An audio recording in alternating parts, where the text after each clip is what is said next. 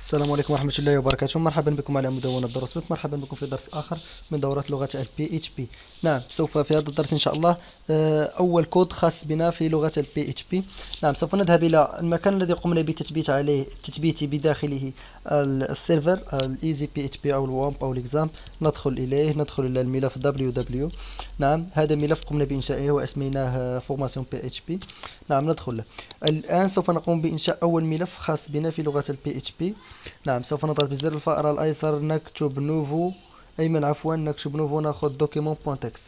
نعم، هذا الدوكيمنت، هذه طريقة سهلة. نعم، نكتب مثلا أول صفحة PHP. نعم، نسميها مثلا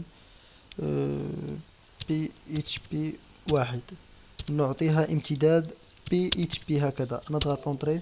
نعم، سي فولي موديفي ليكستنسيون، هل ترغب بتغيير الامتداد؟ نعم، فأنا أرغب بتغيير الامتداد. فنحن نعمل دوما بالنوت باد بليس بليس. ما عليك إلا اختيار إيديت ويز نوت باد بليس بليس. نعم، عفوا، سوف أقوم بإفراغ هذه الصفحات هنا. نعم، نقوم الآن بكتابة أول كود. لكتابة الكود الخاص بالبي اتش بي نكتب هكذا PHP لإغلاق الوصل. نعم، هذه طريقة لكتابة الكود الخاص بالبي اتش بي. هنا كل ما يكتب هنا فهو عبارة عن PHP. كل ما يكتب ما بين علامة الاستفهام والبي اتش بي هنا فهو PHP بهذه الطريقة أو بطريقة أخرى. نعم، هكذا دون كتاب كلمة PHP. نعم، ومن الأصح والأفضل دوما استعمال هذه الطريقة هنا، فهي بسيطة، فقط إضافة كلمة PHP. نعم، لكي لا تقع في العديد من المتاعب. نعم، هنا بداخل هذا الكود، بداخل هذه العبارتين، كل ما نكتبه يجب أن يكون PHP.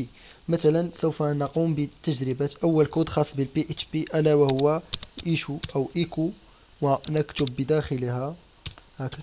نعم، هذه الكلمة إيكو يجب علينا كتابة بداخلها هنا لكتابة أي شيء ليس بكود PHP نضع هاتين ما يسمى ليزابوستروف، لا أعلم ما يسمى باللغة العربية.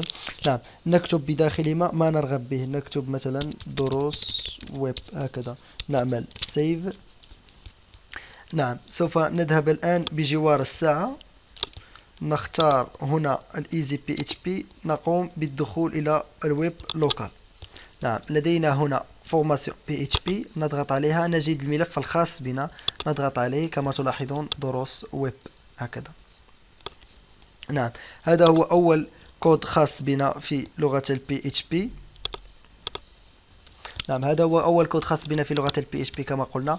هناك العديد من الأكواد، إن شاء الله في هذه الدورة لن نستعمل العديد من الأكواد، فقط الدوال والأكواد الخاصة التي تستعمل بطريقة دوما، التي نستعملها دوما نحتاجها، فلا داعي لمعرفة بعض الأكواد التي فقط تجلب لا تفيدك في أي شيء. فقط سوف نتعلم إن شاء الله ونتعرف على الأمور الأساسية بالضبط وكيفية استعمالها. إلى هنا نشكركم على حسن تتبعكم، في أمل أن نلقاكم في درس مقبل إن شاء الله.